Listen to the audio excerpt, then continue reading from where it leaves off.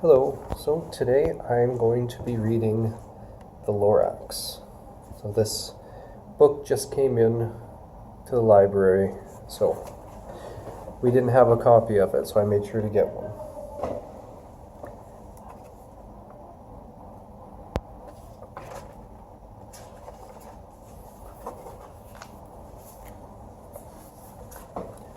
Sure, you can see it here. So, at the far end of town, where the grickle grass grows, and the wind smells slow and sour when it blows, and no birds ever sing, excepting old crows, is the street of the lifted Lorax.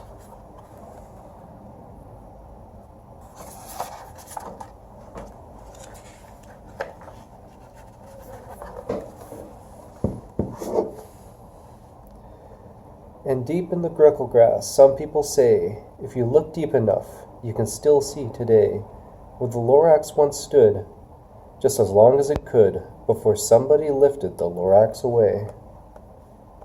What was the Lorax, and why was it there, and why was it lifted and taken somewhere from the far end of town where the grickle grass grows? The old Onceler still lives there. Ask him, he knows.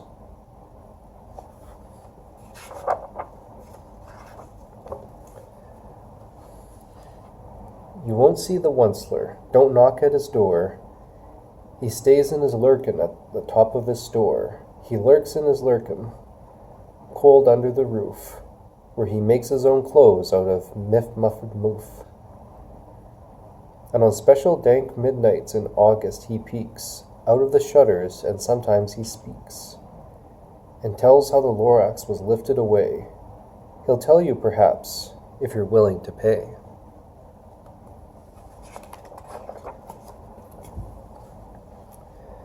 On the end of a rope he lets down a tin pail, and you have to toss in 15 cents and a nail, and the shell of a great-great-great-grandfather's snail.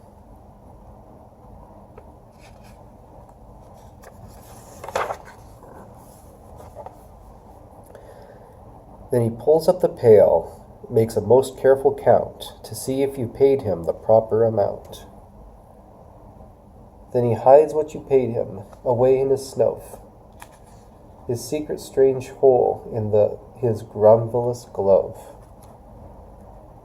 Then he grunts, I will call you by whispermaphone, for the secrets I tell are for your ears alone.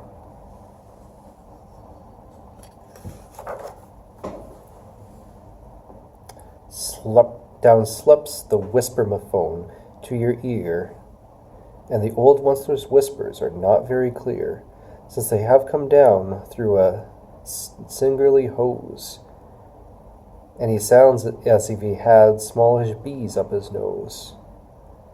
Now I'll tell you, he says, with his teeth sounding gray, how the Lorax got lifted and taken away. It all started way back, such a long, long time back.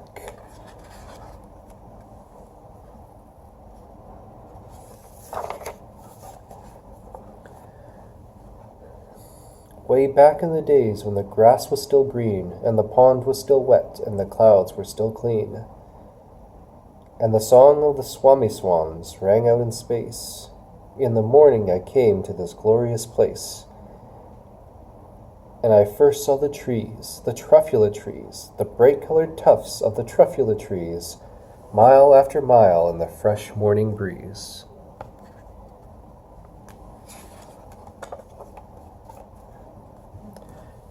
And under the trees I saw brown barbaloots, frisking about in their barbaloot suits, as they played in the shade and ate truffula fruits.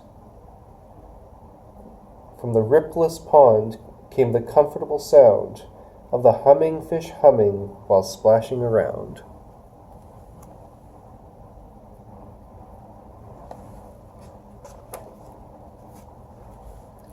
But those trees, those truffula trees, all my life I've been searching for trees such as these. The touch of their tufts was much softer than silk, and they had the sweet smell of fresh butterfly milk. I felt a great leaping of joy in my heart. I knew just what I'd do. I unloaded my cart.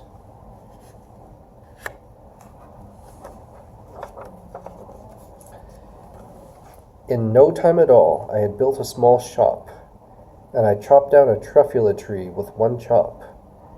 And with great skillful skill, and with great speedy speed, I took the soft tuft, and I knitted a thneed.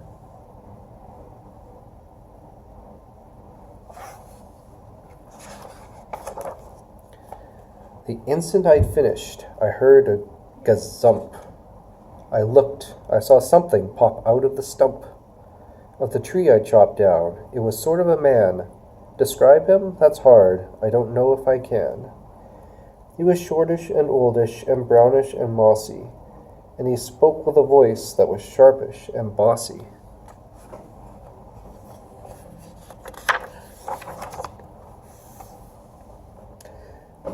Mister, he said, with a sawdusty sneeze, I am the Lorax. I speak for the trees. I speak for the trees have no tongues. And I'm asking you, sir, at the top of my lungs. He was very upset as he shouted and puffed. What's this thing you've made out of my truffula tuft?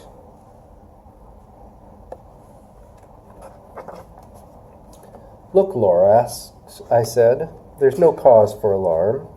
I chopped just one tree. I am doing no harm. I'm being quite useful. This thing is a thneed. A thneed is a fine something that all people need. It's a shirt, it's a sock, it's a glove, it's a hat. But it has other uses, yes, far beyond that. You can use it for carpets, for pillows, for sheets, or curtains, or covers, or bicycle seats. The Lorax said, Sir, you've gone crazy with greed. There's no way anyone on earth would buy such a fool thneed.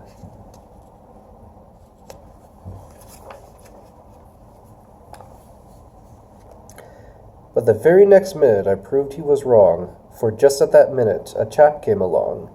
He thought that the thneed I had knitted was great. He happily bought it for $3.98. I laughed at the Lorax. You poor stupid guy. You never can tell what some people will buy.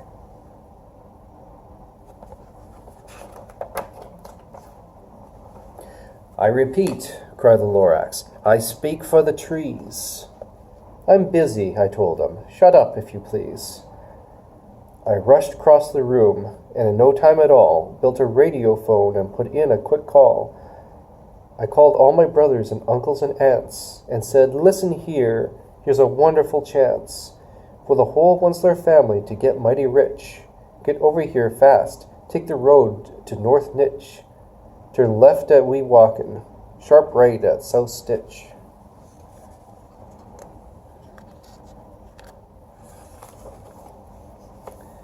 And in no time at all, in the factory I built, the whole Once-Their family was working full tilt.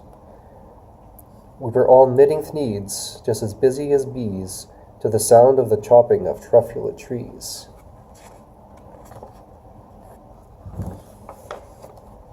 Then, oh baby, oh how my business did grow.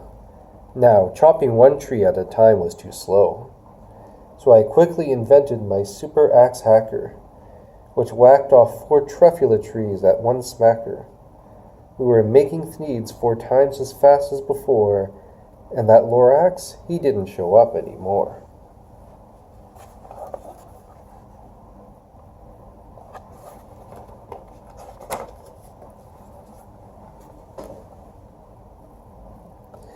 So the next week he knocked on my new office door. He snapped, I am the Lorax who speaks for the trees. Would you seem to be chopping as fast as you please? But I'm also in charge of the brown barbaloots, who played in the shade of their barbaloot suits, and happily lived eating truffula fruits. Now, thanks to your hacking my trees to the ground, there's not enough truffula fruit to go round, and my poor barbaloots are all getting the crummies, because they have gas and no food in their tummies.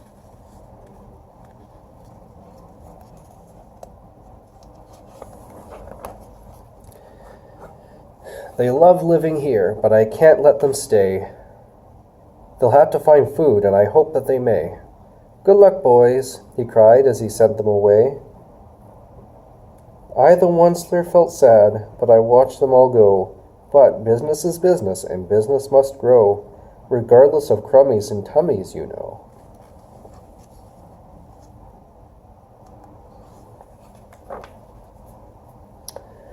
I meant no harm, I most truly did not. But I had to grow bigger, so bigger I got. I biggered my factory, I biggered my roads, I biggered my wagons, I biggered the loads. Of the Thneeds I shipped out, I was shipping them forth, to the south, to the east, to the west, to the north. I went right on biggering, selling more Thneeds, and I biggered my money, which everyone needs.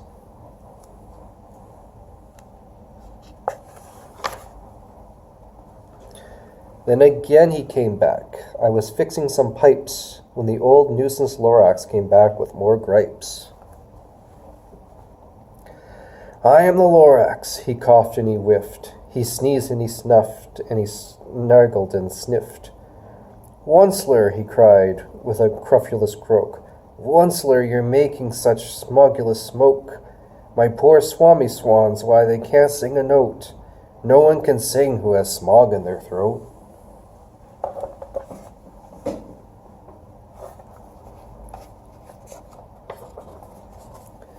And so, said the Lorax, please pardon my cough, they cannot live here, so I'm sending them off.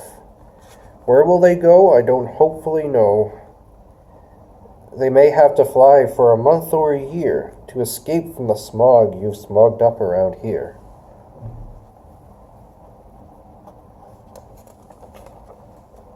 What's more, snapped the Lorax, his dander was up. Let me say a few words about Gluppity-Glup.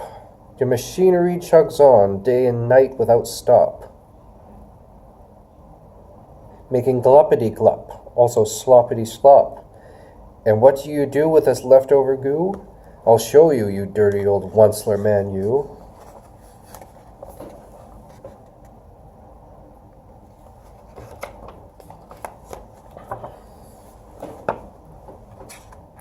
You're glumping the pond where the humming fish hummed. No more can they hum, for their gills are all gummed. So I'm sending them off, for their future is dreary. They'll walk on their fins and get woefully weary, in search of some water that isn't so smeary.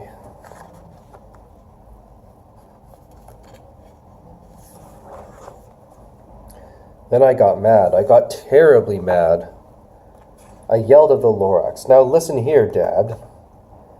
All you do is yap yap and say bad, bad, bad, bad. Well, I have my rights, sir, and I'm telling you, I intend to go on doing just what I do. And for your information, you Lorax, I'm figuring on biggering and biggering and biggering and biggering, turning more truffulatries into Thneeds, which everyone needs.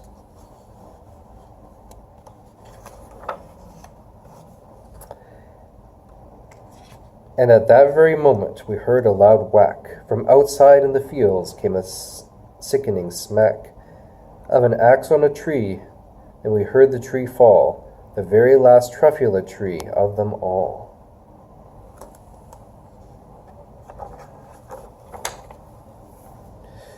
No more trees, no more Thneeds, no more work to be done. So in no time, my uncles and aunts, every one, all waved me goodbye. They jumped into my cars and drove away under the smoke-smuggled stars. Now all that was left neath the bad-smelling sky was my big empty factory, the Lorax and I.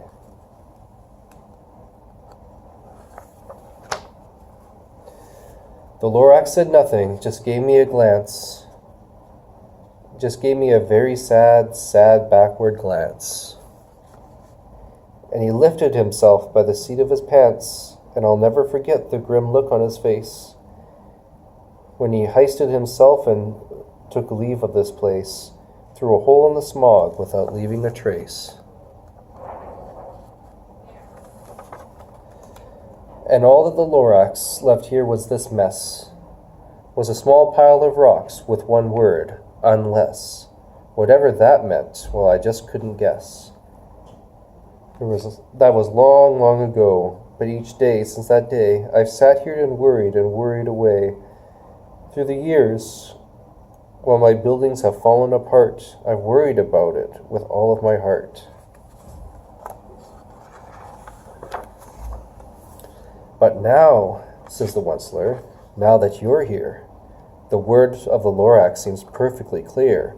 Unless someone like you cares a whole awful lot, nothing is going to get better. It's not.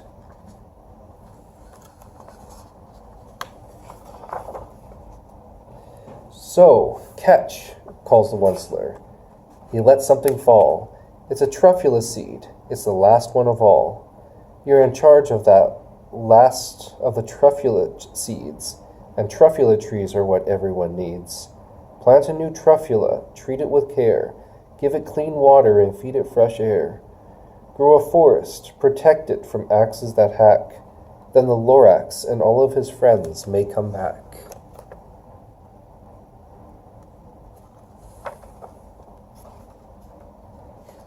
And that's the end. So remember, you can always send me an email if you have an idea for a story for me to read. And I will make a couple more of these this week. Thank you.